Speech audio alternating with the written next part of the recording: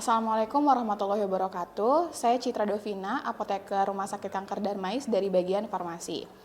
Pada kesempatan kali ini, saya akan menjelaskan bagaimana cara pengisian ICP untuk pasien yang mendapatkan kemoterapi kanker payudara dengan regimen FAC maupun Taxan-Base.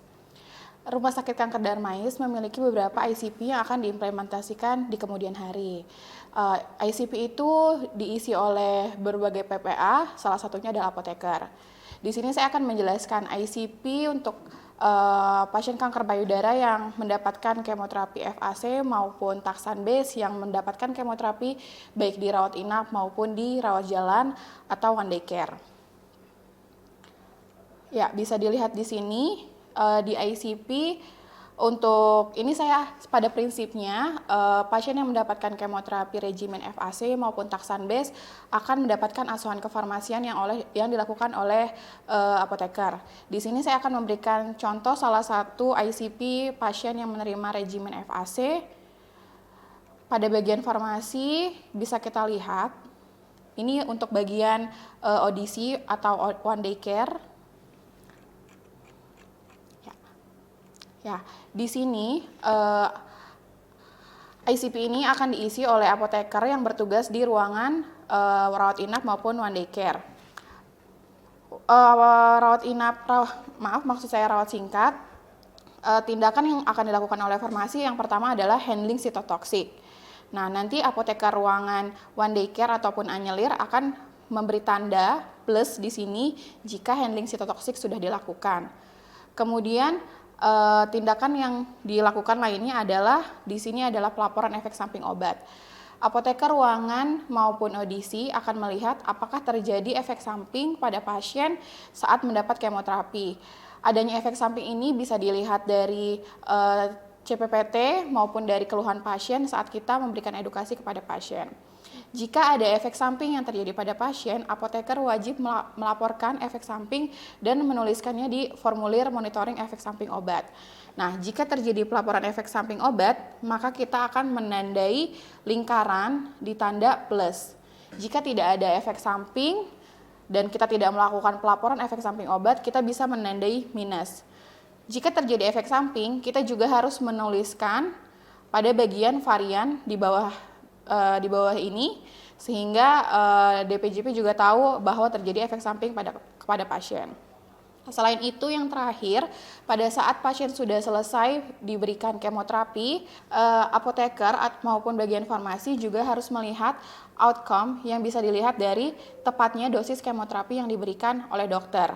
Nah, tepat dosis ini bisa kita lihat dari sesuai atau tidaknya dosis kemoterapi sesuai regimen yang tertera pada ICP ini. Untuk FAC ini bisa kita lihat tertera pada bagian atas, yaitu pada kolom DPJP. Nah, jika dosisnya sudah tepat, maka kita akan lingkari bagian plus. Jika terjadi ketidaksesuaian dosis, maka kita tandai minus dan kemudian kita mengisi bagian varian. Dan kita juga konfirmasi ke DPJP mengapa terjadi ketidaksesuaian dosis. Setelah pasien mendapatkan kemoterapi dan dipersiapkan untuk pulang, apoteker juga wajib untuk memberikan edukasi obat pulang sebagai bentuk manajemen pencegahan efek samping yang akan terjadi di rumah. Jika sudah diberikan edukasi dan pasien sudah menandatangani di formulir edukasi terintegrasi, maka apoteker menandai lingkaran plus dan jika tidak dilakukan, maka ditandai minus.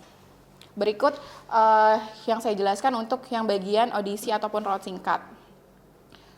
Selain di rawat singkat, apoteker juga melakukan pengisian ICP di rawat inap. Perbedaannya adalah pada hari pertama rawat inap, apoteker melakukan rekonsiliasi obat dan akan menulis formulir rekonsiliasi obat dan ditandai di hari pertama dan dilingkari di tanda plus.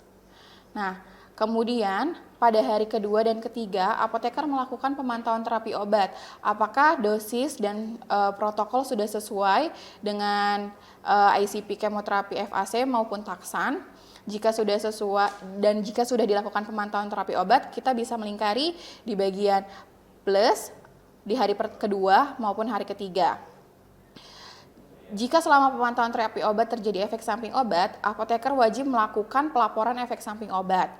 pelaporan efek samping obat ini dilakukan di hari kedua maupun hari ketiga tergantung di mana apoteker menemukan efek samping obat.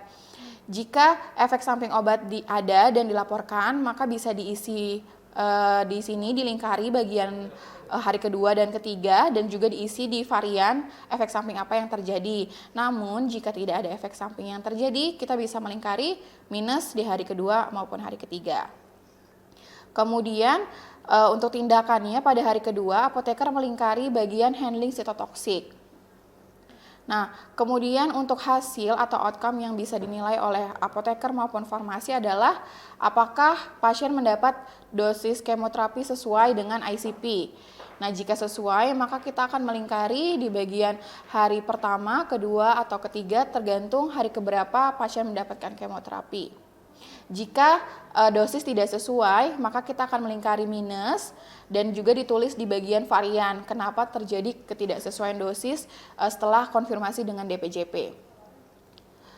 Ya, setelah pasien mendapatkan kemoterapi dan sudah diperbolehkan pulang oleh DPJP, apoteker harus memberikan edukasi obat pulang sebagai bentuk manajemen pencegahan efek samping ketika pasien sudah pulang ke rumah. Edukasi obat ini bisa diberikan pada hari kedua maupun hari ketiga tergantung pasien pulang pada hari kedua ataupun hari ketiga. Ya, berikut yang bisa saya sampaikan tentang cara pengisian ICP kemoterapi pada regimen FAC maupun Taksan Base. Terima kasih. Wassalamualaikum warahmatullahi wabarakatuh.